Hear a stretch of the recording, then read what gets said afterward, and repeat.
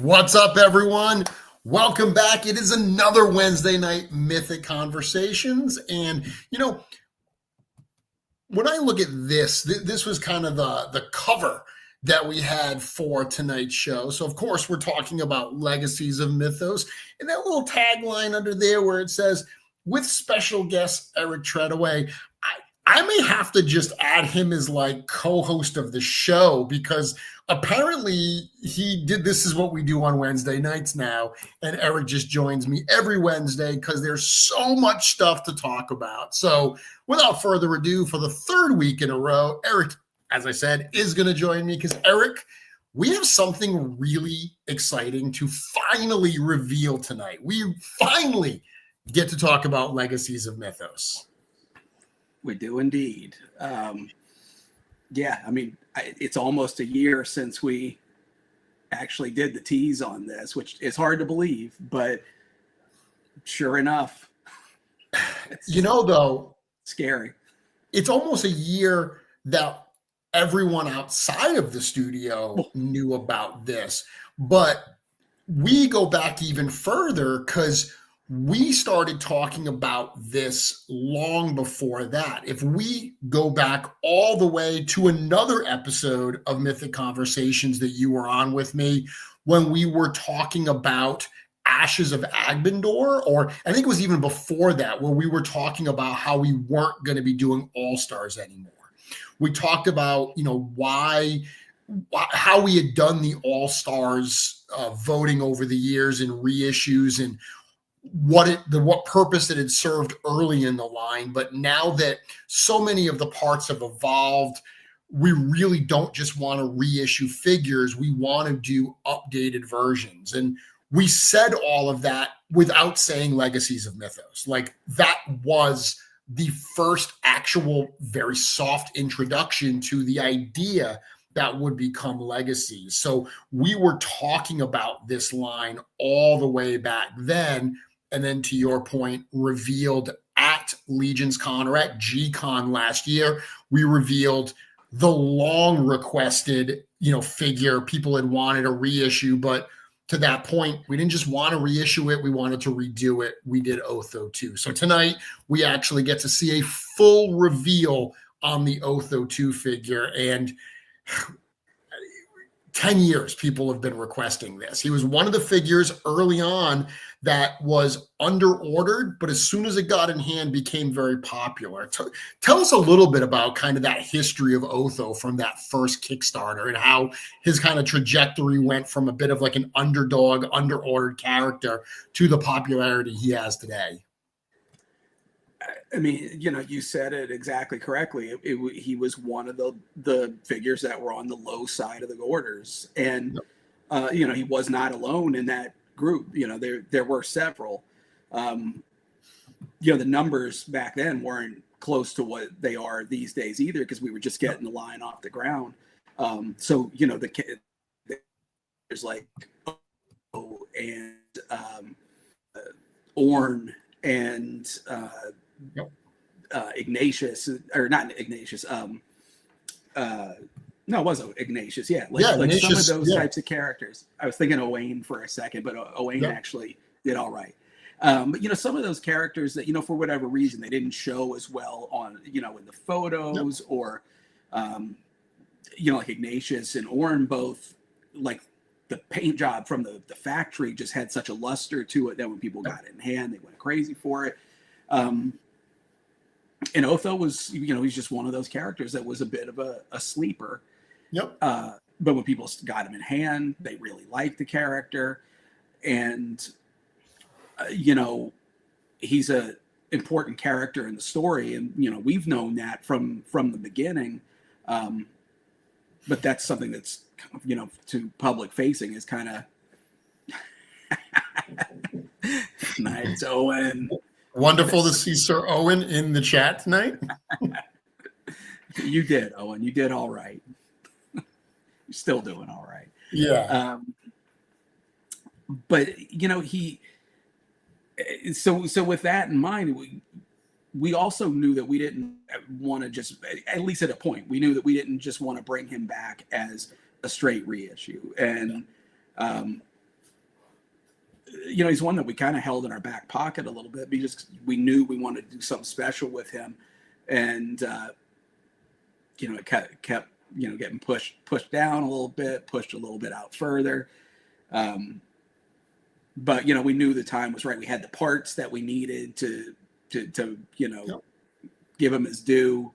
And, I'm excited to finally be there. It's like, that's when we go to shows and people are asking for certain characters or certain types of things. And, we have to bite our tongue sometimes. And this is one of those characters where we absolutely had to do that.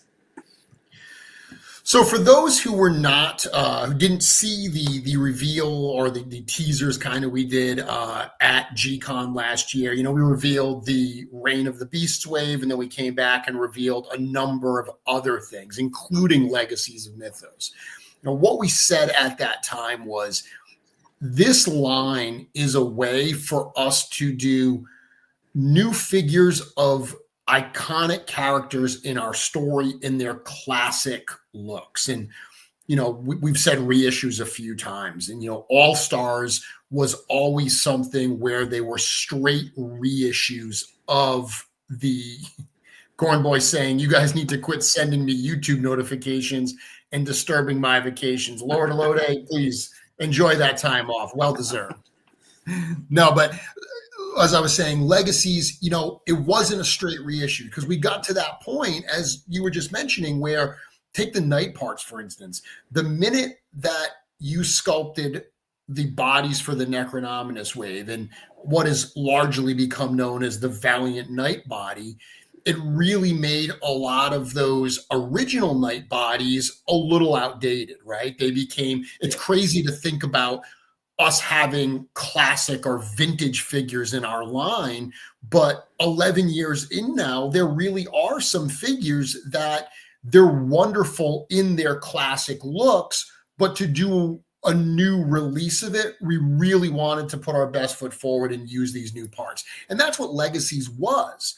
Because the other thing that we talked about was the story of Mythic Legions is moving forward.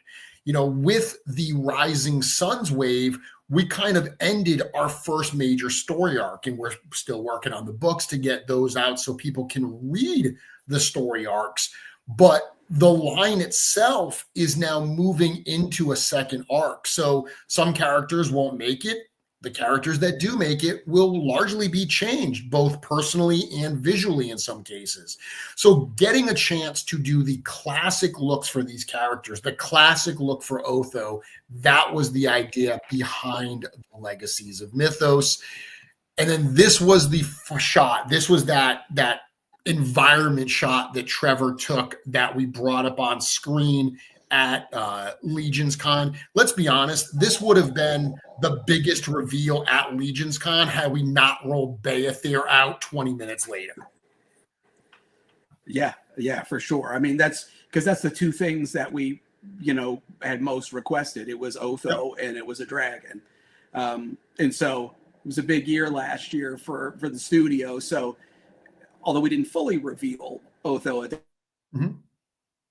both for that Gcon presentation. So let's just get right into this now. We've been kind of talking about the ideas behind Legacies of Mythoss and what we have here. We're going to show you this figure. And I know a lot of people are going to have questions as we present. When's this going to be available? What's the price and all that? Trust us, all that information is in the presentation. We'll get to it. We won't leave any of you guessing. So this is a better shot. Again, we had only previously seen this shot. Now we get to see this piece here. So, first off, we just talked about the Valiant Knight body. So this uses that brand new body as its base. But we've got some other new parts here. So that iconic look for Otho with, the dreadlocked here, pull back. This is not just that same Otho head. You resculpted all of this, and you gave this figure some brand new weapons. He's got some really nice new soft goods. Talk to us a little bit about what we're seeing here on this character. Yeah, I mean, this guy is, the perfect recipient of the upgrades that we've made in the line. And the two things you just mentioned are exactly the starting points for this new version of Otho. Valiant Knight body, that's the base of this figure.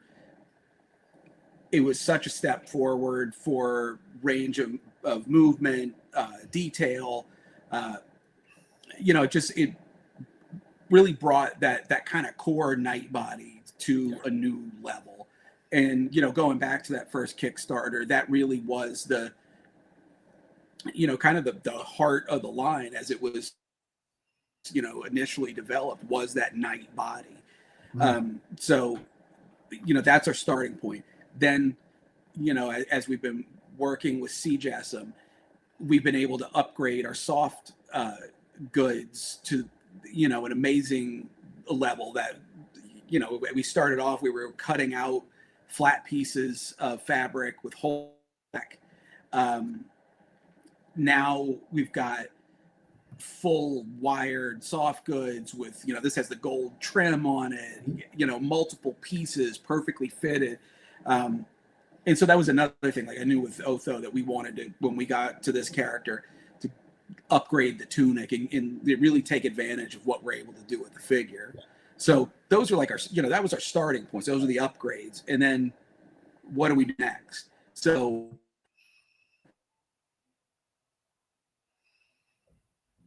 which is a brand new shield. But the thing with Otho is, Otho is a very no-nonsense character. Yep. And so rather than doing a sigil shield here like we've been doing, or something big and overproduced, this is a very practical shield. Mm-hmm. It still has his army of Leodicius emblem on it, but yep, it's in a more understated way and more speaks to Otho's character. Yeah. It's also a great multi-purpose shield moving forward. It's a type of, it's a look that we don't have. It'll fit a lot of types of characters. So, thinking about this character, but also, what we're adding to the, the armory, to our parts library. So I'm excited about having this at our disposal now. And we should point out, a number of people in the chat are commenting on the shield. This is actually the first time we've shown the shield, because the original shot that Trevor took, he had the axe and he had the sword in his hand, but he didn't have the shield in that photo. So this is definitely the first time that we're seeing that shield. He does come with a couple other new weapons, but this is one we've kind of seen already, not only in that shot from Trevor, but this new sword in, scabbard that in this shot he has on his back.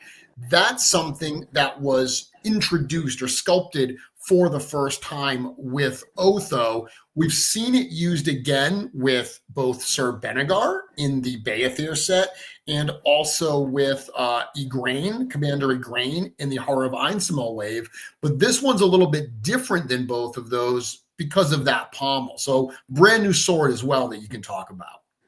Yeah, I mean, it's we really liked the way that the new sword came out with the Necronominus wave for the Knights, which was essentially an updated version of our standard sword from wave 1. So I wanted to do a broadsword version of that, something that accomplishes the same thing, a heavier sword, but a nice multi-purpose sword that can be used on any character. And now of course adding the scabbard to it, just because that's been something that we've enjoyed adding to the line and it's been popular with folks. And then of course this one here It's a little small in the pic, but he's got that at the end of the handle. He's got that again, that Leodicius motif going on that Igraine did not have that. Benegar did not have that. So that's particular to this character, which it's just, again, it's for Otho. It's understated, but it's a nice little detail to have there to, again, just give him a little bit more unique character and a little bit of his own identity. Now, one of the things we did when we were designing this particular figure, of course, was look at the original. So the original came with kind of the long sword at the time, the regular sword, and it came with the axe. So you already talked about the shield. We wanted to increase his accessory loadout by giving him that shield. We gave him the 2 different swords. So in addition to the one you just spoke about, he does have that new sword that we introduced with the Necronominous wave. But you also sculpted a brand new axe for him as well. So he still had that 2 swords and an axe loadout. And in this part of the turn, it's nice the way Trevor shot the turns, because you got to see the shield, then the sword on the back, and now we get to see the axe that you can talk about. Yeah. Again, it's a weapon that he had in the original release that was a shared weapon with probably a third of that initial wave of figures. And so, we just wanted to give him a unique, a unique axe that, something we haven't seen before, something, that looks like a no nonsense kind of weapon, but at the same time has some additional types of details that we just weren't pulling off early on. The armor, the head, everything's got added details. So of course the weapons and accessories have the same the same plus up that everything else does. And I just, every time we add something new to the armory like this, I think it's it's exciting for us at the studio. I think it's going to be exciting for the fans. Just it's like getting a new head or a new set of pauldrons. It's just something that especially for the customizers, that's a new addition to your creative arsenal. So you just mentioned new head. We haven't talked a lot about that. So again, brand new sculpted head for this that you just did. But it's interesting going back to that first wave, like extra heads have become a staple of the Legion's line now. So it's interesting when you look at that first wave, how few figures in that first wave actually had secondary heads. Like there were certainly some figures that had secondary heads, but not all of them. It wasn't as prevalent back then as it is today. Otho, for instance, only came with this head. So that was another question we had to answer when we were putting together this figure. Is we knew we had to do his iconic look, because again, Legacies of Mythoss is the iconic look for these characters in that first story arc, but we also wanted to give him some other looks as well. So here we're going to look at the whole loadout for Otho. And we get to see those weapons we just talked about, extra hands, but a few things we're seeing here.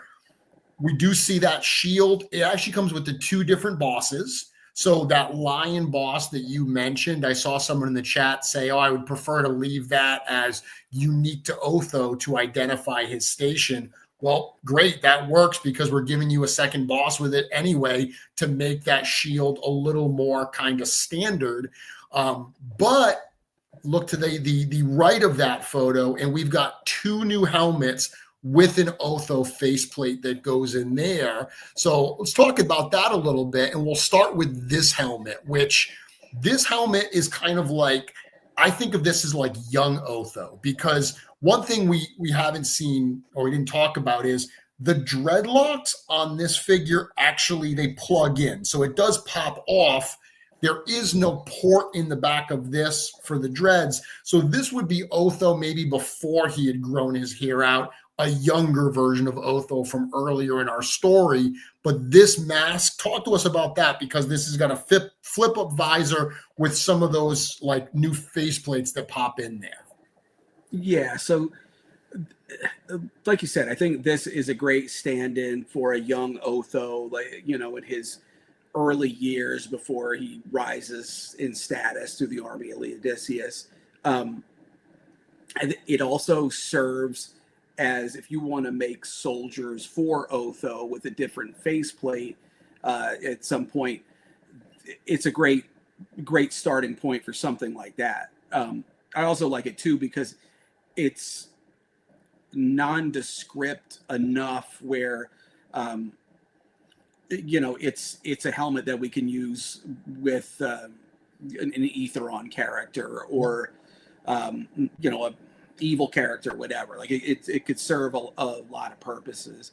But yeah, I do like this, you know, the idea of where, you know, you could have Otho at a, you know, a few different stages of his life with this helmet. So people are asking, and we knew we were going to get this question.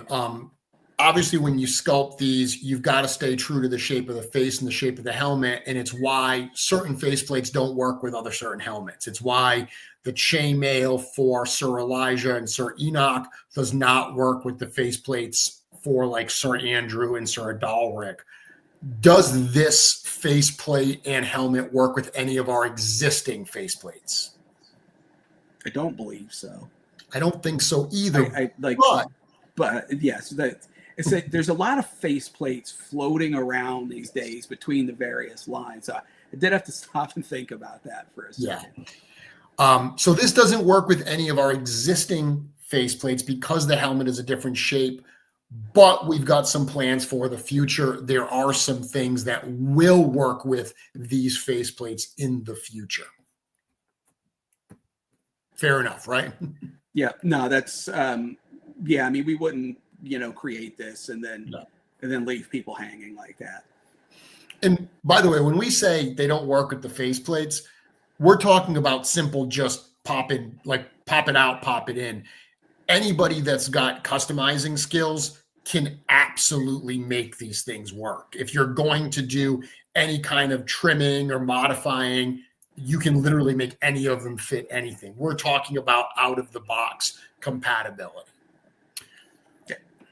But you mentioned this being a somewhat, you know, less distinct helmet, which is the exact opposite of this one. Like this is full on battle ready Otho, where he's got this lion helmet, which this is an example where, and Trevor, my apologies, the photo's awesome, but you can't capture the coolness of this helmet in a photo without motion, because you designed it so as it lifts up, it's almost like there's teeth inside of that for that lion, where it really kind of looks like the lion's mouth, that cat's mouth and teeth are closing down as that visor comes down. It's absolutely so cool. Yeah, this is where, you know, I wanted to really lean into an Otho specific helmet. You know, something that speaks to his character and his ferocity as a warrior. And you know, we had done the lion faceplate already in the past, and so I didn't want to repeat it here. I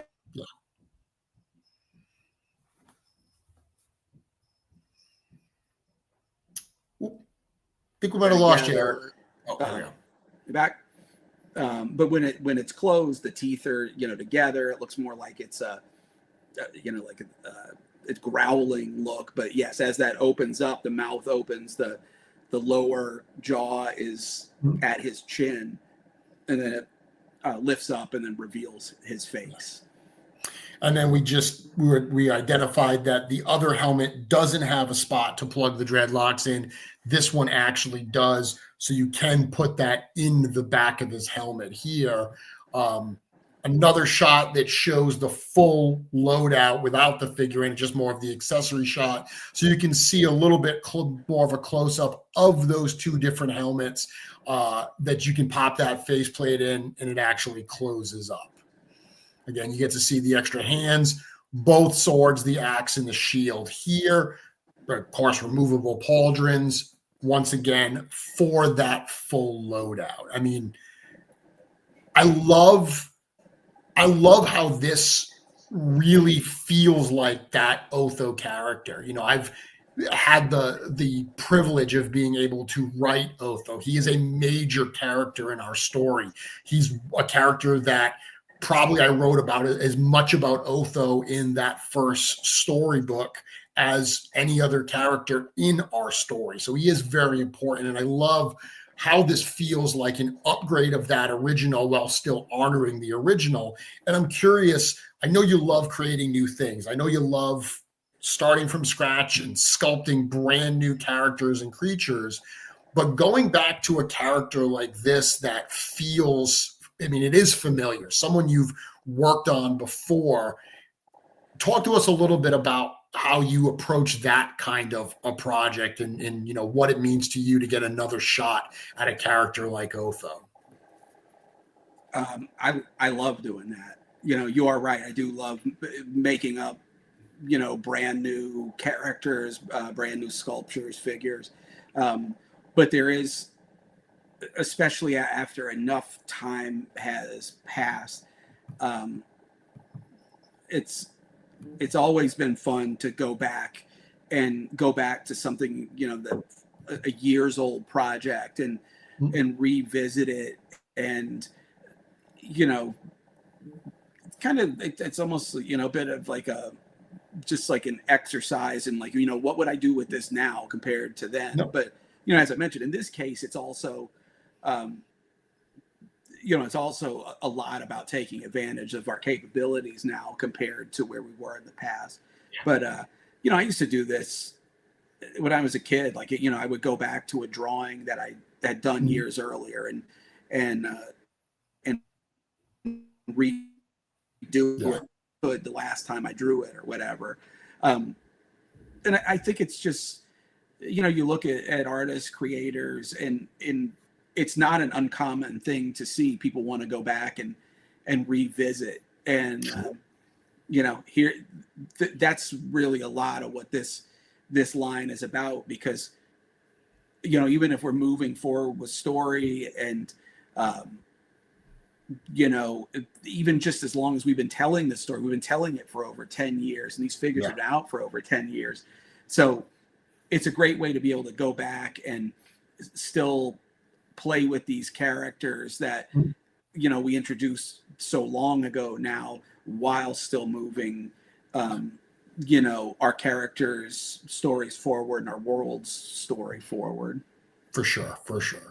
So before we talk about the availability of this figure and how it's going to be offered, we would be remiss if we didn't talk about the packaging. You know, I saw someone ask if this is going to be a deluxe figure. This is going to be a standard figure, but we wanted it to have that deluxe feel to it. Like, we wanted everything about this to feel premium, including the packaging and the painting. One thing that we haven't done on a lot of the packages is, you know, paint portraits. And it was so funny. Nate came to us and just like, right before we started the packages for Legacies, Nate said, I'd really like to start doing more portrait work. I really enjoy doing that. And that comment lined up with what we wanted for Legacies, where Nate was able to paint a really wonderful portrait of Otho that not only will be on the package, but this is what we teased yesterday when we announced that we were going to be doing this today. There's no way that we could talk about this presentation of Otho and not bring up this piece of artwork. I've made no secret of the fact that I am beyond excited about this. You know, Nate's been just pumping out art for packaging for years now. And a lot of times, there are these involved projects where it's an entire, wraparound package and insert and all of this. And we hadn't really, like, back in the beginning, sometimes Nate would just sit down and do a painting, just pick a character and do something that he liked. And like, I am a huge fan of when he can just sit down and knock something out like that. And I mean, when I look at this, I can tell Nate is having a blast with it. It's something that he's excited about. So adding this as part of the line, it's, again, we're going, I feel like we're, going back to the beginning of this line and doing a character that was there from day one. And it's also like, this feels like going back to like the early days of, just kind of getting together and jamming on a project together. So the approach feels very right for this line. Okay, so we do need to talk about the availability of this figure. But first, we couldn't have Otho be by himself, right? Like, this guy, Otho's too cool not to have, I don't want to say a friend, maybe the exact opposite of a friend. Like, we need, if we're going to release a new Otho, we need someone for Otho to match up against. So, Legacies of Mythoss Wave 1 will not only be Otho. Eric, as much as I want this to be like a surprise and a secret, a number of people actually, I think, kind of guessed this one. The Amir himself was in the chat earlier, and he guessed Otho and Urzokk. Well, the Amir knows what he's talking about, because accompanying Otho is also going to be an Urzokk figure for Legacies of Mythoss. So here we get to see the reveal of the art for both the Otho and the Urzokk figure. Again, Nate's work is so gorgeous here. I mean, that's what, like, Otho's so good, and then you throw this Urzokk up. I mean, it's just, he's so intimidating here. Like, it's such a moody piece. Again, like, I absolutely love that we're getting these pieces of art. Like, this is, I don't know. It's just, I don't know. I want this on multiple items, like, not just the packaging. They're that good. So good. So good. I love the contrast too with the colors here, the cool and the warmth of these two characters. They literally match up together so incredibly well. Okay, let's dive into the Urzokk figure. So we shared the first version of Otho. The first picture of Otho that we showed was the environment shot from Trevor. So we're following up with that here. This is Trevor's shot for the environment shot for Urzokk. And what we're going to see as we dig into this character is it's a very interesting approach, because it actually has more newer parts than Otho did. Like, Otho actually had all of that night body that was perfect to use for Otho. But as you started digging into Urzokk, you realized that he did need a few additional parts. So this is the Urzokk figure. When I saw this, the first thing I obviously noticed were his weapons, but he's got some new armor. Obviously, that's a new head. Eric, there's so much to talk about here. Start wherever you would like to start. God, I'm sure I'll forget something here. I'll remind you. I mean, let's start with the weapons. It's the easiest to start with. This is, as far as the orcs go, Urzokk's a big deal. As far as Legion of Erethyr goes, Urzokk's a big deal. As far as story goes, Urzokk's a big deal. So, like everybody else in the early waves, he had shared weapons. So I wanted, like Otho, to introduce brand new weapons with this character, and wanted to do something that felt orcish, something that wasn't going to be as easily shared. He's not going to have the same shield as Otho. And so, you've got it turned to the shield here. The shield was, that was a lot of fun, because it started off like I just wanted to make an orc looking shield, but then to take that and go back to that original, war paint pattern on the shield and make it this updated version of what was offered in the first line was, we just had fun, around the studio with that. The sword obviously is very different than really anything we've seen in the line.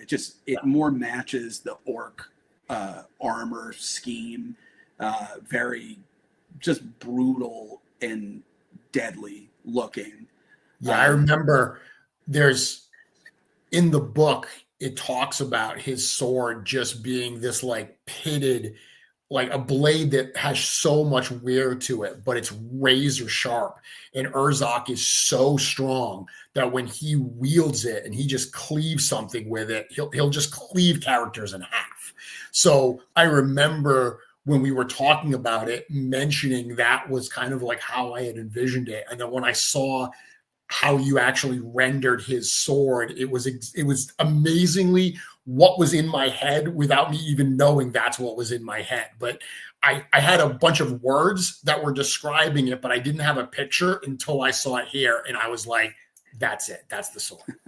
Yeah. I mean, I look at this, I just think even if the blade wasn't sharp enough to cut, the weight of the sword coming down on somebody would kill them alone. So it's brutal on a number of levels. Okay, so we've got the new shield, which is gigantic. It is a huge shield, very worthy of this orcish warrior. We've got that new sword. A number of people in the comments are asking about the belt, and then the belts around his chest. Those are things that are kind of front and center. And there's the new armor, there's the new pauldrons, and then hiding underneath those belts is actually a new torso as well. So a lot of new body parts that we're seeing on this figure in addition to those weapons. Yes. I mean, thinking back to Rising Suns and the second Atlas figure, Atlas, the design going back to wave one was a mix of, his armor was a mix of knight parts and the orc parts. So when I was making that, I went ahead and made opposite sides for all the orc parts on him. So I was thinking about a figure like this all the way back then. And then on top of the items that you see a match for with him, the lower legs are newly developed. The torso, like you mentioned, is newly developed, and it's that's a torso I think we needed for a long time. It's a little bit bulkier. It's got those jagged edges. It's just again, it matches the orc look quite well. Got the new pauldrons, which is an update on the old 1.0 orc pieces. New collar, the belt buckle is that's new, and it really gives him a lot of specific character.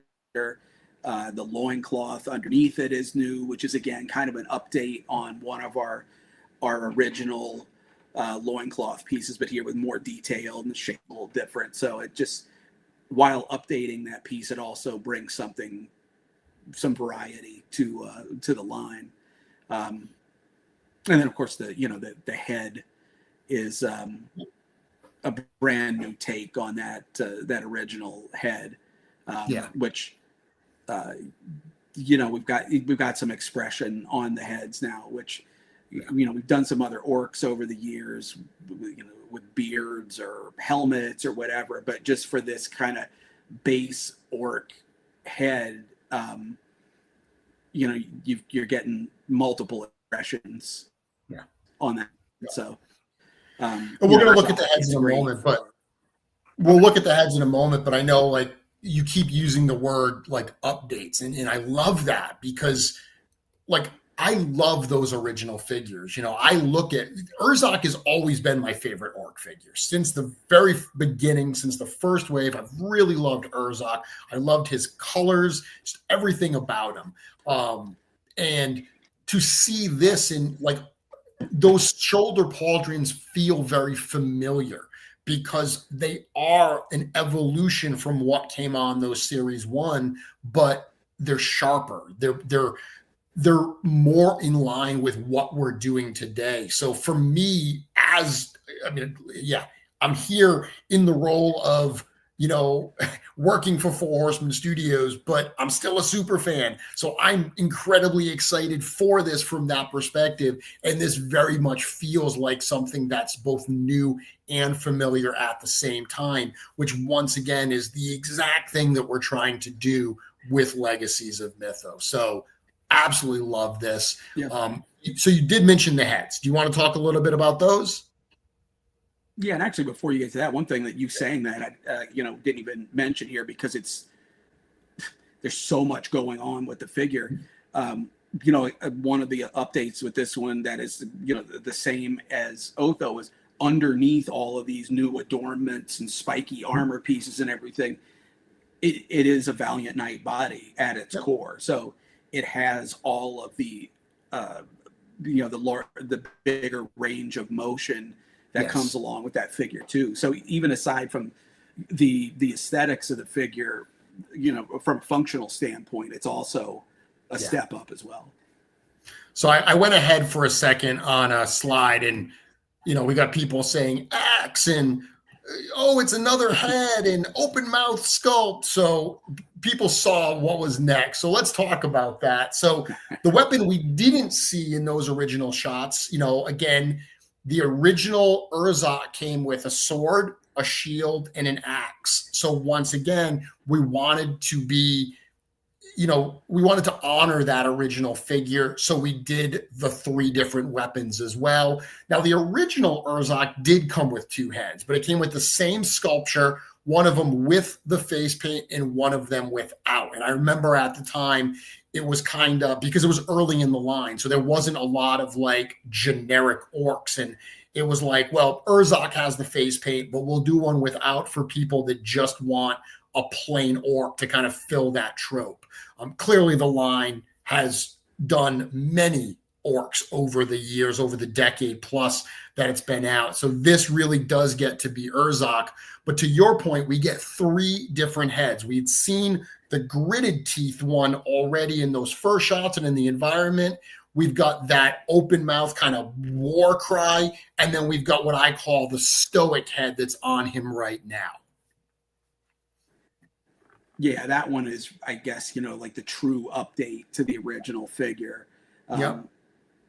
But yeah, I mean, this was, with Otho, the approach was helmet versus no helmet, and then, a couple different helmets. This one, it was more about, I wanted to see, Urzokk already looks angry. Yeah. I wanted to see him look angrier and then angriest. And because to me, the head that is the most appropriate to Urzokk is the original style closed mouth. I just see him as being generally, kind of more quiet and sullen and just like, more quietly imposing. But certainly if he's going into battle, like those other faces become appropriate very quickly. Yeah. And you mentioned,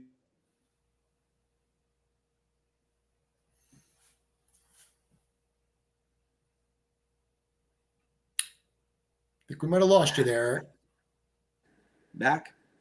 Oh, okay. I can hear you again. Okay.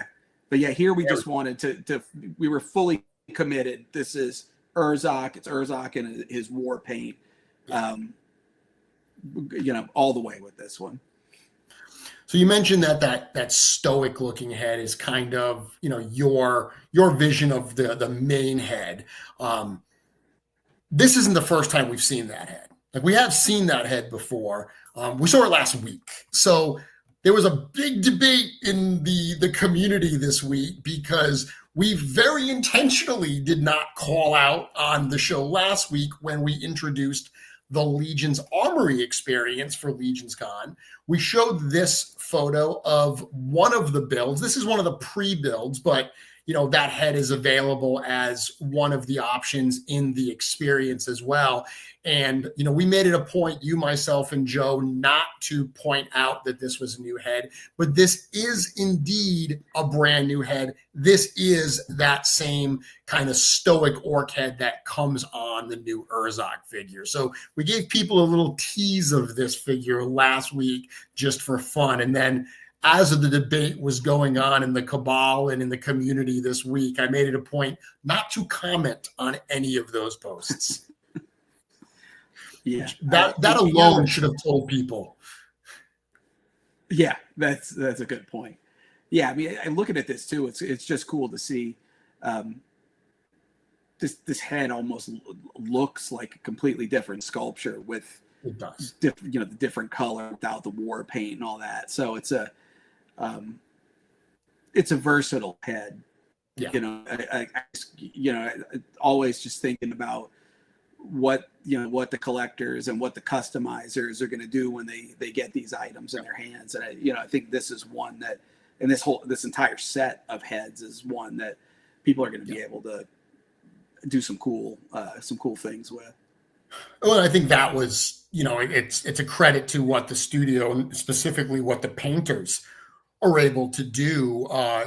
Sherry, Cameron, Joe, and Eric just do such an amazing job repainting parts in ways that make them look totally different. So there were a lot of people that were like, I don't know if it's a new head. I was listening to some of the chatter and they were like, Jeremy would have called out if that was a new head. Like, that would have been something that him and Eric would have pointed out. So the fact that we didn't point it out, and the painters are so good in making things look different with, different paint applications, let people kind of convince themselves that this was an old head. But no, this is absolutely a new head. We see it here as well. This is another shot, an action shot of Urzokk with that head on there. Again, he's got that shield and that sword. And then to see that full battle cry with, of course, both the sword and the axe, we get this one as well. So to your point, this is a Valiant Knight body that's at the core. So this is going to give us that additional range of motion that's been such a hit with the figures from the Valiant Knight forward. Absolutely. Yeah, I mean, the upgrade in the body has allowed for more expressiveness. Doing heads like this, the fact that we've made multiple hand gestures and types now. They're all tools that the photographers out there and the customizers and everything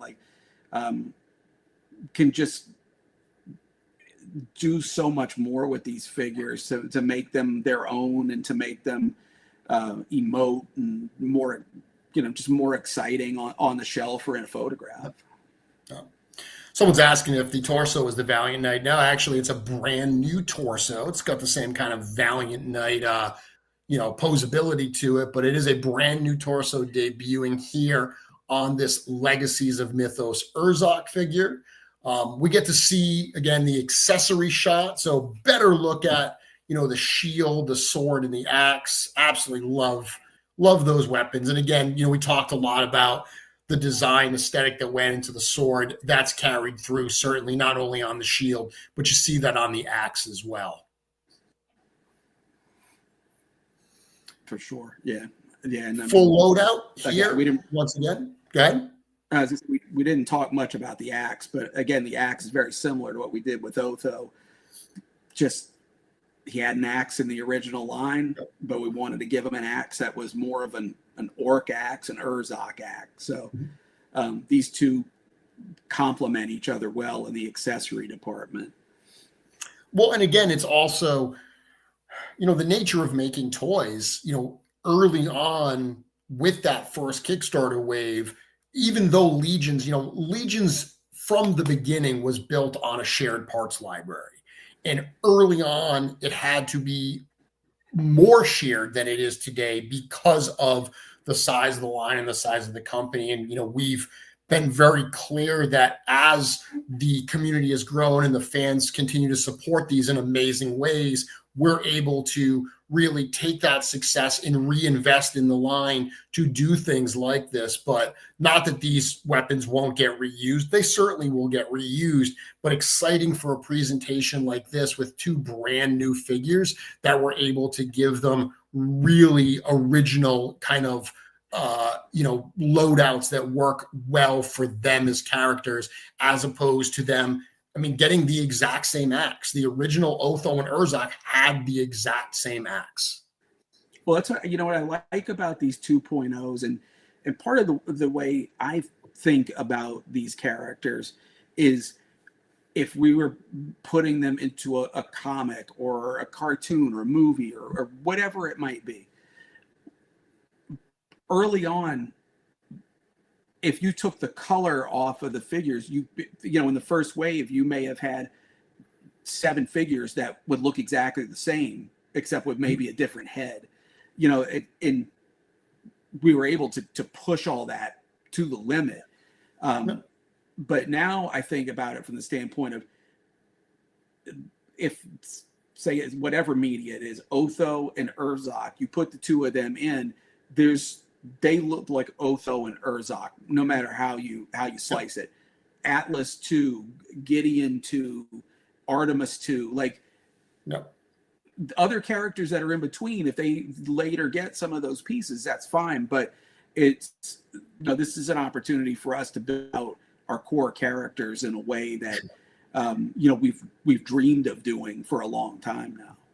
Yeah, absolutely. Okay, so we looked at the full loadout here.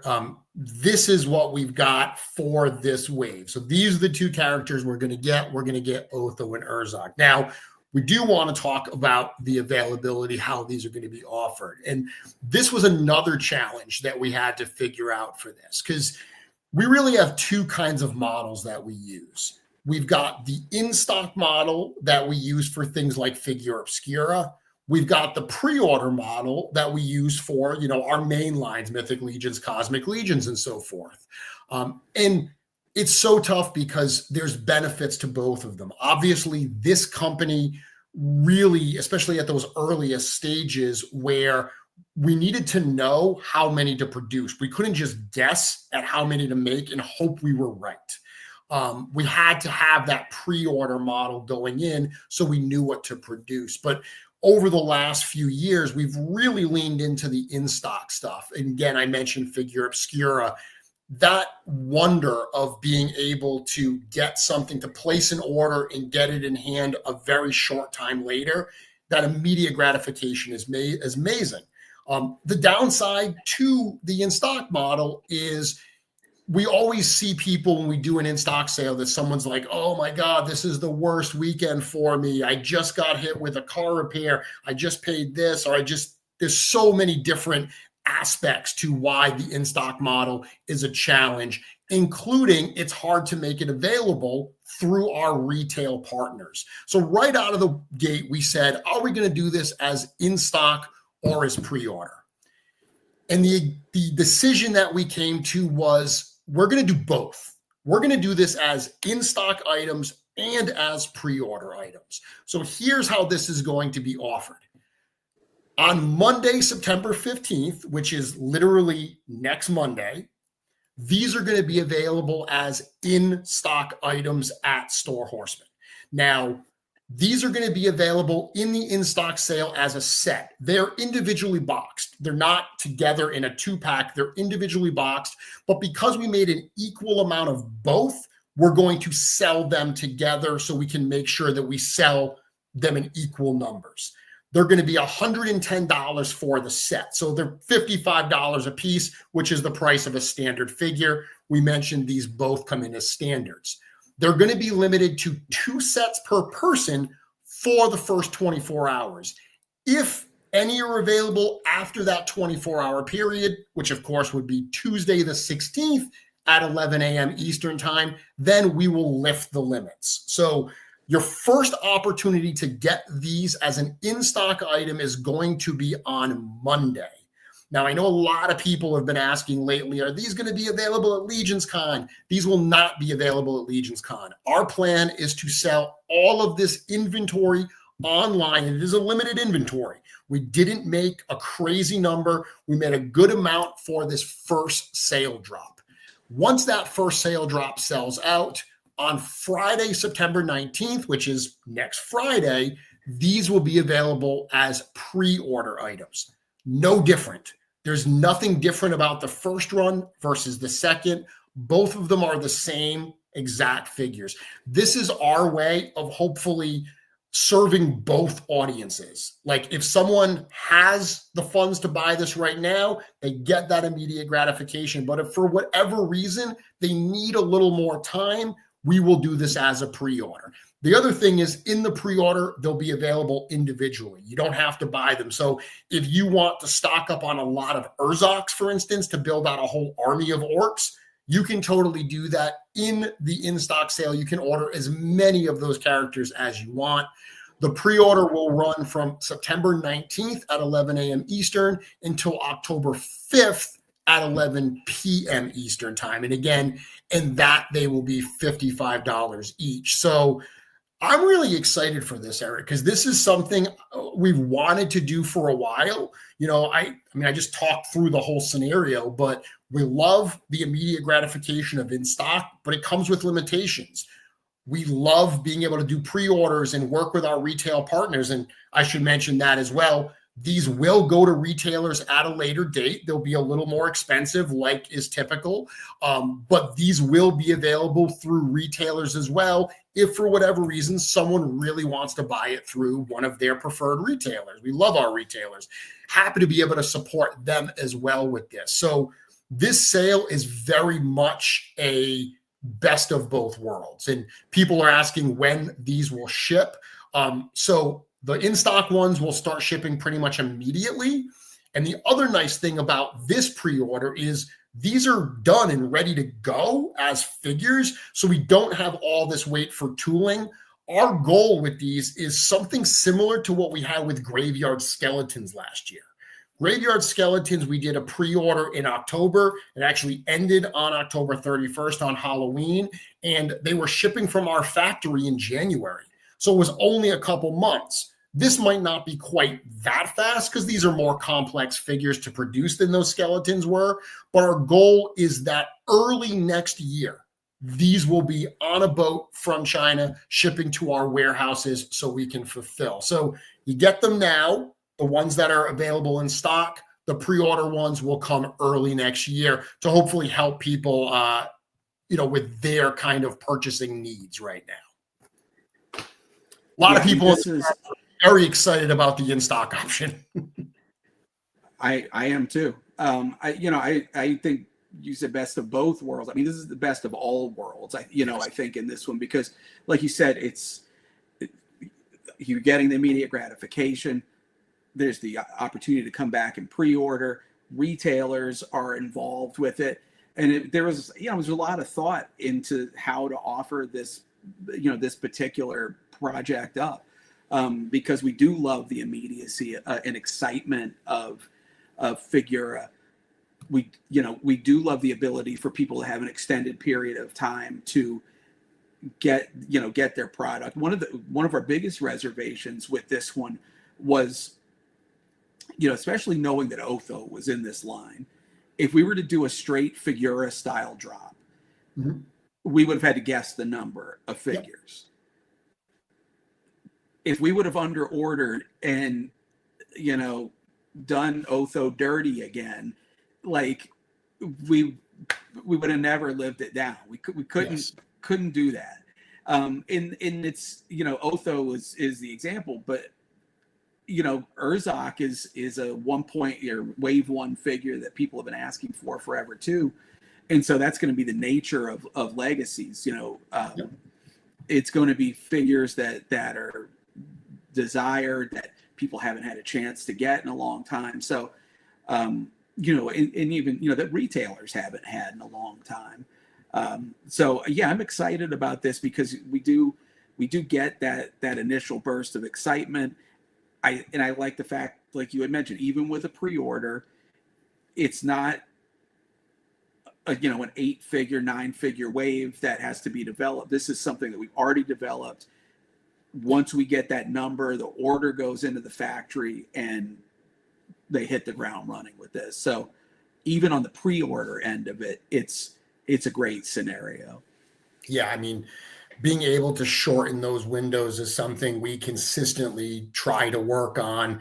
The fact that we were able to show Otho at Legions Con last year shows how long we've been working on these. There was someone in the chat that says, will these really be in stock on Monday? Yes, these will be in stock on Monday. These will start shipping, so we don't release production numbers. It's not a tiny number, but it's not as many as the entire eventual run is going to be. We did a conservative number up front for this first run, limiting them to 2 sets per person for the first 24 hours. I saw someone mention that, people are at work at certain times. There's quite literally no time we could choose that would work for everybody. Because when we do weekends, like for Figure Obscura, there's a lot of people that work on weekends or with families on weekends, or we realize there is no perfect time. So instead of trying to find the perfect time, what we try to do with, those like 24-hour limits is say, okay, hopefully the stock we have will last long enough that it'll be a long enough window that people can go in there and they can find the opportunity to get this, whether it's on their lunch break, whether it's after they get off work, whether it's before they get off work. 11 o'clock Eastern time is 8 o'clock on the West Coast. It's, almost midnight. It's 11 o'clock across the world in China. So again, that's kind of the thing that we try to do, is spread out that with the run size, the limits for that first 24 hours to make sure that as many people do have an opportunity. But in this particular case, if for whatever reason you miss that in-stock window, you will have that pre-order option as well. It's not like, well, if I missed it, like with Figure Obscura, that run is the run. There is no pre-order after it. So once the run sells out, it's gone. With these, there is that second opportunity, which I think is going to really work well for hopefully a lot of different people in their unique buying circumstances. Yeah. Love looking at this shot here that has the two of them kind of lined up, both with their alternate heads, of course, in this particular shot. Yeah, that's cool. With that layered effect is nice there. They really worked out to be a nicely matched up pair. Very well. I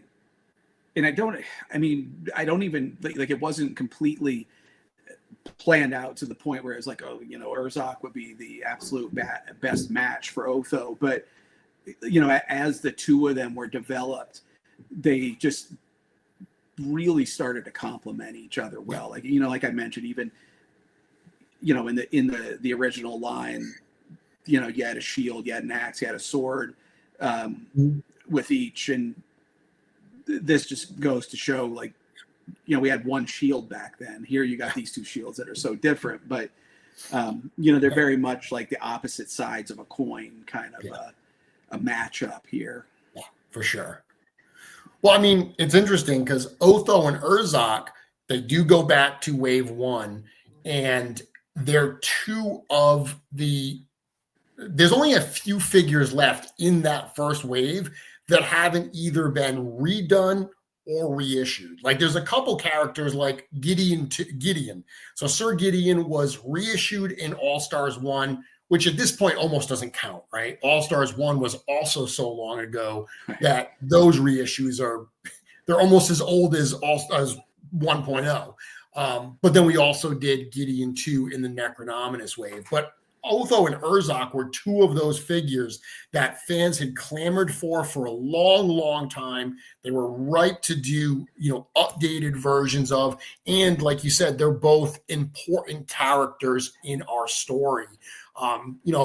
Even though I didn't read the bios tonight, but even the bios for these are updates where we didn't write something, totally from scratch, brand new. We kind of took the ideas of that original bio and expanded on them a little bit. Otho is the second in command for the army of Leodicius. In many ways, Urzokk is kind of the second in command for the Legion of Erethyr, certainly until Erethyr returns, when it's Gorgo that's working on bringing back Erethyr. We talk about Urzokk being one of the few that he truly trusts. So in a lot of ways, this very much is kind of that the generals, the second in commands of those two armies. Yeah, I mean, they match up. They match up really well. And you mentioned those bios.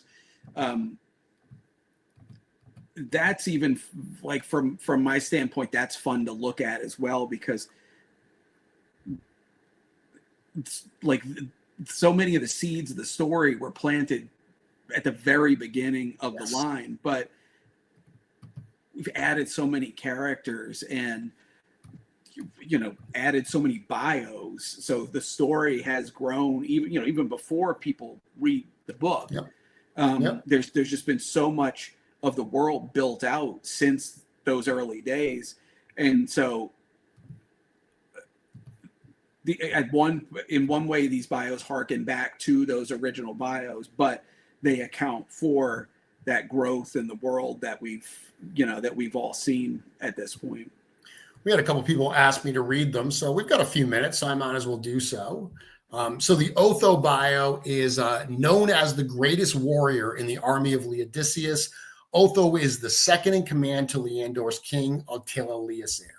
Childhood friends with Attila and his older brother Atlas, Otho dreamed of the day when the three of them would fight together to defend the realm. Those dreams were shattered when Atlas abandoned his place as the rightful heir to his kingdom and disappeared. Long positioned to be Atlas's closest advisor, Otho was expected to be seated to his right when he eventually took the throne as the new king of Leandor. Of course, Attila would be the Leosair brother to eventually sit upon that golden throne, but he ensured that Otho would still be given the honor of the Blue Seat. Named after the fabled Blue Shield of the First Great War, the duty of the Blue Seat was accepted by Otho on his new king's request. He donned the blue tunic of this station and served Attila as nobly and as faithfully as any could ask for. However, in his heart, Otho has always questioned where Atlas went, and secretly he believes that some calamity befell his best friend, forcing him from his home and his sworn duty. So that's what we've got for Otho version 2, and it's actually, I just added it actually to the website. For Urzokk version 2, which I'll add in a few minutes, but I'll read the bio first. The highest ranking general in the Legion of Erethyr, Urzokk used an advanced intellect and cunning disposition, along with a natural affinity for violence and brutality, to rise from the ranks of a lowly foot soldier to Gorgo Aetherblade's most trusted acolyte. Trained by the orc warlord Vorthog, Urzokk showed great promise from the start. After defeating all challengers who were set against him, he was afforded extra attention by his trainer. Vorthog took the raw power of his young student and honed him into a nearly unbeatable weapon. Over time, Urzokk and his mentor began to slowly grow apart. While the grizzled old orc grew more and more disillusioned with the Legion's leader, Gorgo Aetherblade, Urzokk was enthralled with the black-armored warmonger's commands. Proving himself invaluable to Gorgo's plans by leading the vicious unit of orcs known as the Urku to a resoundingly bloody victory in the battle known as the Scourging of Arathorn Fields, Urzokk found himself elevated well beyond his former trainer's station. now one of Gorgo's primary advisors and one of the few he truly trusted, Urzokk was granted the ability to use his skills and his wicked weapons to aid Gorgo in his ultimate plan, to return the fiery god of war, Irithyr, to the realm of Mythos. And Eric, I think those are also proof of why we had to box these figures, because I'm very verbose, apparently. I like to write really long bios. Those original bios on the original packages, they just can't contain all of the awesome lore that we want to convey these days. I mean, it's true. You know, we're to the point where there's so much storytelling that we want to do with these figures that the little space that we have on the side of the package really isn't enough. I mean, we struggled with that for years and years. So like it's great. Now that we're revisiting these characters, and like I said, there's been 10 years since they've been first introduced. There's just cool little bits of information that we want to, we don't want to have to edit out just for space. Yeah, the nice thing about the new packaging with that extra space is Nate and I don't have to argue about what is an acceptable font size. That makes me very, very happy. And I'm sure it makes Nate very happy as well. I would think it makes the rest of us happy too. It's good for all. Okay, so as of right now, I don't have a Legacies 1 like link as part of the waves. I'll add that later, but in the checklist, both Urzokk 2 and Otho 2, yes, they're both in there. So those people that want to grab these photos instead of screen capping what I'm doing here, they are actually available on the website right now. Urzokk, I'm just trying to find it. Excellent. Here it is. Okay, so they're both up. So they're all there. Very good. And the bios are online. So very cool. Once again, just to reiterate for anyone that's jumping in, this coming Monday, September 15th, starting at 11 a.m. Eastern Time, the Urzokk and the Otho Legacies of Mythoss figures, this is basically wave 1, will be available as in-stock items at Store Horseman. These are in the studio. They will start shipping shortly after that sale, sometime next week. We're going to sell them as a set just for the in-stock sale because we made them in even numbers, so we want to ship them in even numbers. For the first 24 hours, they're going to be a limit of 2 sets per person. So you end up with 2 Urzokks and 2 Othos.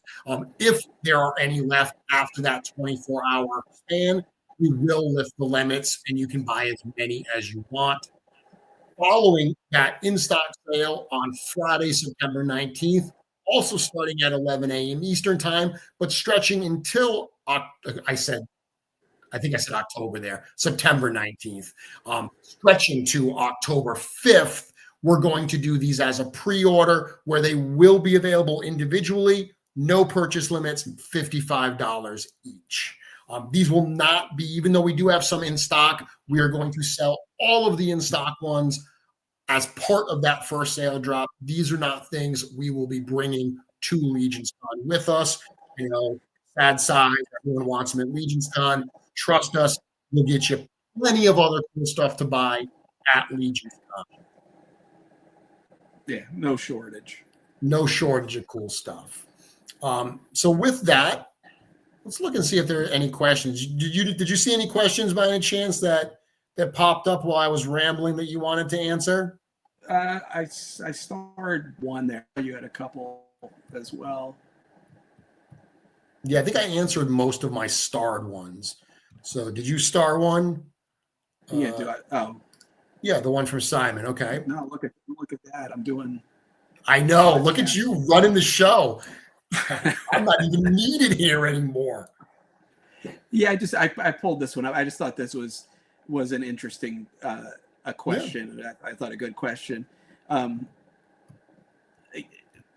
there was a point where I actually considered doing Urzokk as a brute scale, but when I really sat back and thought about what updating the orc army looks like and what type of character Urzokk is and where he stands in the big scheme of things, I like the idea of Urzokk being more of a head-to-head opponent for a character like Otho, where he's, he is, I like the idea that he's the leader. He's a little bit more, kind of the strategic guy, although he can hold his own.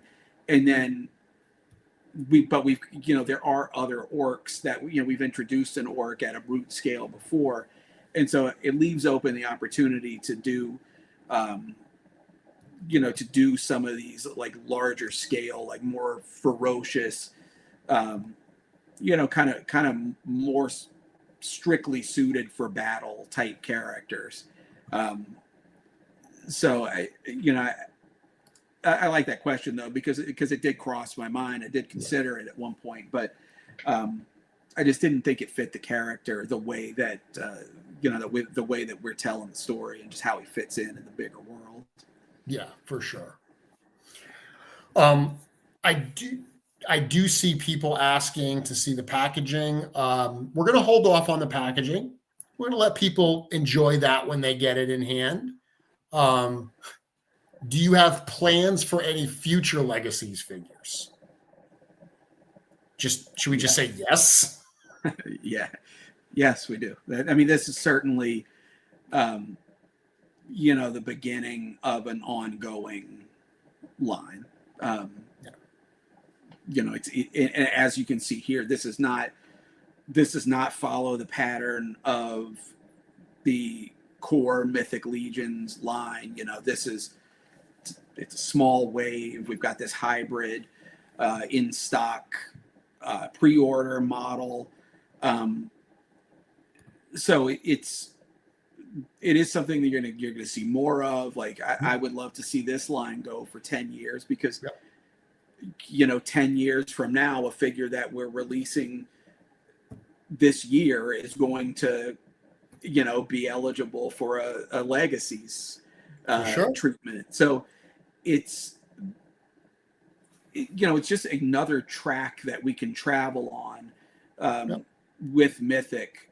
And again, I like that. I like that we don't have to abandon our legacy characters, even if they're not in the story moving forward, or they're somehow changed or have evolved in the upcoming story. There's it's like a little bit of a comfort food quality with this line. That's always, you always go back to these these versions that you first came to know in the line.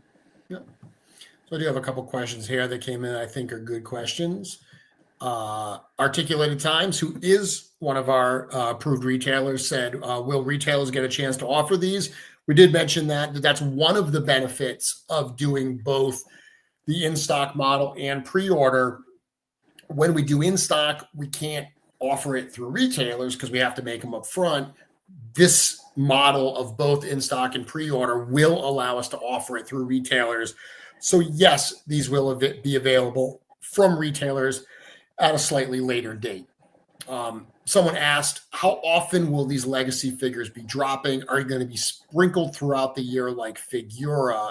The answer to that is yes. And one of the nice things about an offering like this, because it's smaller, we can get a little more creative about where we actually are able to put it. It provides a challenge like Figura does, in the sense that if we want to do an in-stock component to it, we've got to actually get it in hand. So that makes it a little more challenging. But that's the idea, is that this will be, stuff that we sprinkle throughout the year. Someone was asking, is it once a year? I mean, there could certainly be a year where there's only one. There could be a year where there's a number of them. So it really, really depends. This is a little more freeform and flexible based on the way that other things shake out in that year. Yeah, I mean, we've, as the the companies evolved and the the fan base has evolved, and adding lines like Figura, I think we've all at the studio really enjoyed this opportunity to mix the line sizes up, mix the release patterns up, all of that. Because at one point, we're doing several big, heavy waves per year. We were always on the wave model. We still do large waves, but to be able to drop these little, mini releases in and do, an in stock here, hybrid there, pre-order here. To me, it keeps it interesting. It keeps certain things getting in hand quickly. Other ones, it's a little bit more of a wait, but I like that pattern, that variety. For sure. Me too. So another question here, will the $10 flat rate apply to these? Yes and no. It will apply to the in-stock ones, not to the pre-order ones. And that's a very practical reason, is we have no idea what shipping is going to look like in 6 months or 6 weeks or 6 days in some cases. These things can change fast. So for right now, we know what our shipping rates are. We know what we're paying. We can offer that $10 flat rate shipping. These are in-stock items, so you can actually add other items from the store that are in stock with these and ship them under that $10 rate as well. But once we flip to the pre-order, like we do for all pre-orders, it will just be the regular shipping prices. Curtis asks, I may have missed it, but are these in their own special section on Soul Horsemen or under Mythic Legions? These are under Mythic Legions. They're in the Mythic Legions checklist.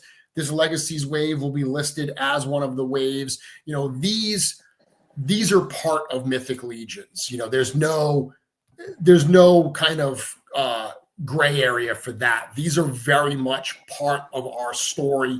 Once again, they're the classic looks of these characters, but these are very much going to be considered under that Mythic Legions banner. Yeah, they've kind of got a nice little subline to them, but these tried and true are Mythic Legions. Yeah. A lot of requests, Eric, for Aetheron and Xylona version 2, which we have already said we're going to do. When we did Reign of the Beasts and we did Leodicius and Basilia, we said, look, we know that Aetheron and Xylona are very hard to find.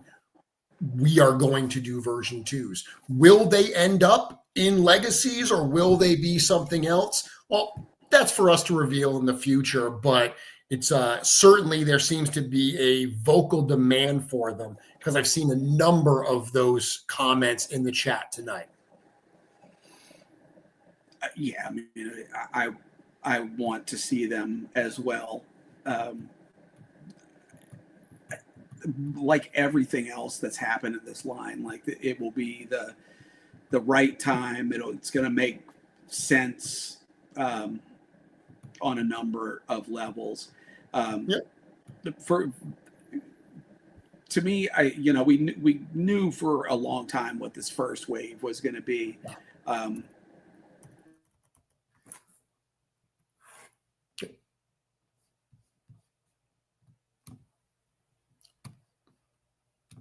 Eric, do we still have you? Oh, there we go. We can hear you again.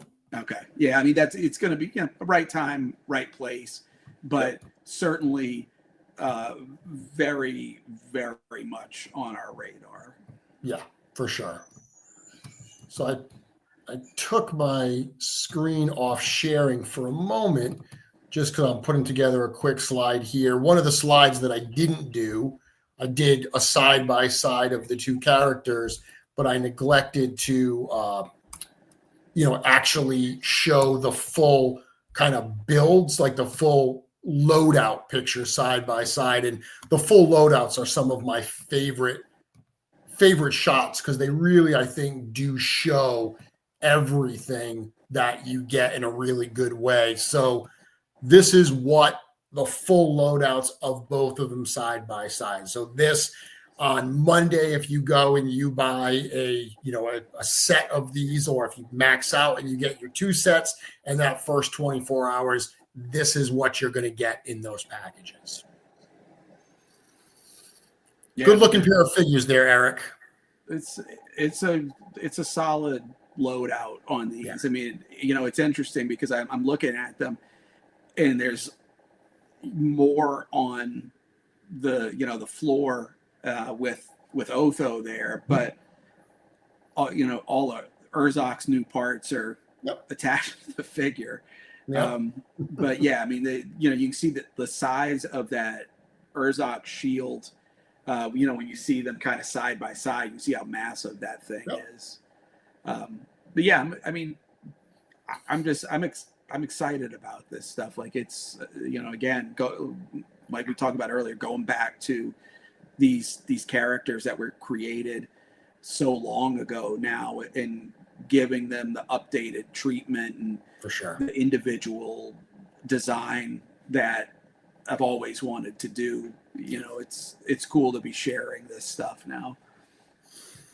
I love this comment from Kevin where he says, a nice thing about this hybrid buying model is we get to see if we want a bunch of others, and then we can pre-order what we want. And yeah, I mean, that's one of the things we always talk about is, a lot of times, because we do the pre-orders, by the time the figures are in hand and people start getting them, and they take these wonderful photos and they do their review videos, or Curtis does his blow-up video with all the parts and stuff, we don't have them on our website anymore because our pre-order's done. It's been done for a while.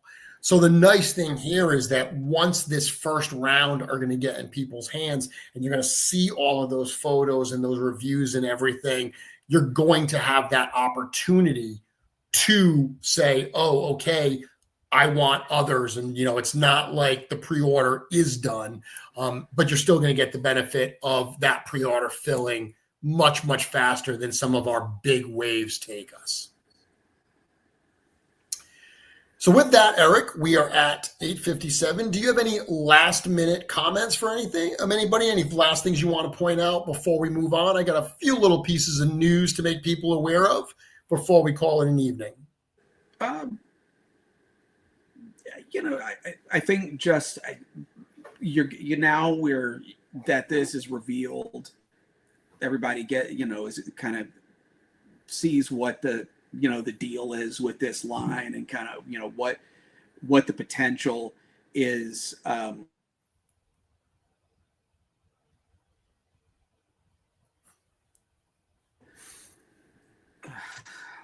right, we heard you up to what the potential is. Okay, so now everybody's excited about this at the studio. There's a lot of energy surrounding this, and so I think there's so much good to come with this line. It's always like at the verge of like saying too much, but yeah, I mean, I think this really does set the tone for where the line's going to go, and. Sure. As I said, I would love to see this, going for 10 years and beyond. Me too. So we can keep coming back to these characters, and by the time we're done with it, that Wave 1 Kickstarter is, completely reimagined. Absolutely. And beyond. Not to say that it's just that first Kickstarter, but yes, that's just.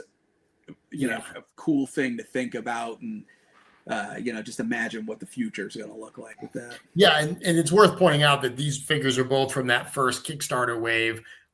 There's a lot of other characters and figures in Advent of Decay, and certainly lots of other ways that are very eligible for the Legacies treatment. So this isn't, don't mistake it, this isn't us redoing the original 34 figures in new versions.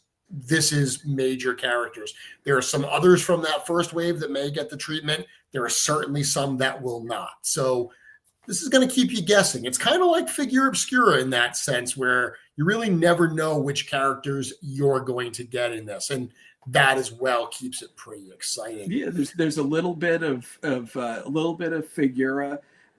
What I like about this too, and this is, you know, some people were upset when we stopped All Stars. This is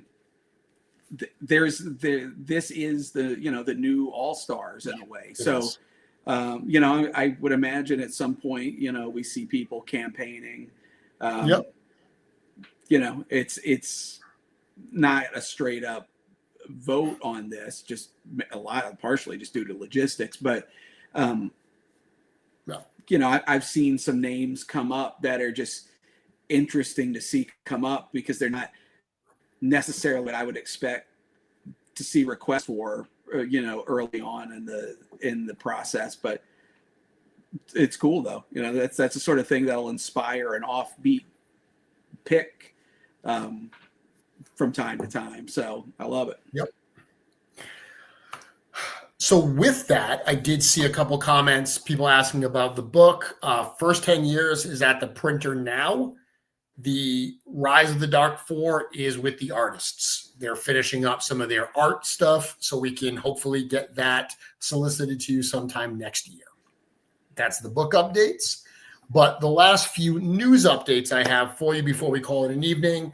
It is the last call for the Jersey Devil. The Jersey Devil is available at Store Horseman until this Sunday at 11 p.m. Eastern Time. After that point, any stock that remains, it's going to go back to the shadows, which really means it's going to go in our vaults. We'll bring it out to some future shows, maybe some surprise sales, but we will be taking them off the website. So if you've been waiting for the Jersey Devil, which is on the water now, it should be arriving at the studio in the next few weeks, and we'll begin shipping. You have until this Sunday at 11 to do that. Speaking of this weekend, I will be traveling down to Stone Mountain, Georgia. I'm going to be hanging out with my friends from Ginger Kid Collectibles and Big Dub. Second year in a row, they did this cool kind of Mythic meetup style event at a place called Charlie's Collectibles Show. As you can see on this little promo here, the show runs from 10 to 6 on Saturday. A lot of great people are going to be there. I'm going to be there. Eric, I'm actually even doing like a little kind of session where Dub's going to basically talk to me in front of whoever is there and is so inclined to listen to me babble about the lore of Mythos and just kind of creating these stories and these characters and everything. So that should be a lot of fun. It's something I enjoy talking about and don't talk about a ton. So I'm looking forward to it, and I hope to see a lot of you out there this weekend. But with that, Eric, 3 weeks in a row, I think I've taken up enough of your time. I know there's a lot of people that are hoping that I'm about to say, let's make it 4, which means it's reveals. But I think you're going to take a little time off before I have to bring you back on the show, because we do know that you're pretty busy right about now, because we are coming up on our end of year push. We are in the thick of it right now, getting ready.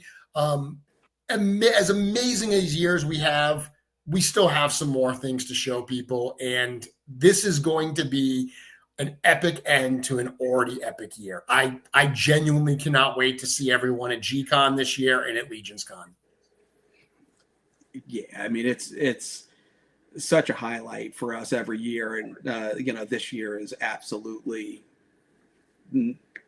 not going to disappoint. Yeah, absolutely. Everyone, thank you so much. I will be back next week. We'll have a lot of great stuff to talk about. I mean, even just kind of going through the last 3 weeks of reveals. Like, we've really gone from Jersey Devil to Legion's Armory Experience to, talking today about Legacies of Mythoss. Cosmic Legion's Ox Crew 1 is on the way. It's like there's so much happening. So next week, we'll take a step back from doing reveals, and we'll just kind of take it all in and talk about everything that's happening. I will be back. I will see you all then. Good night, everyone. Hope to see you this weekend. Night, everybody.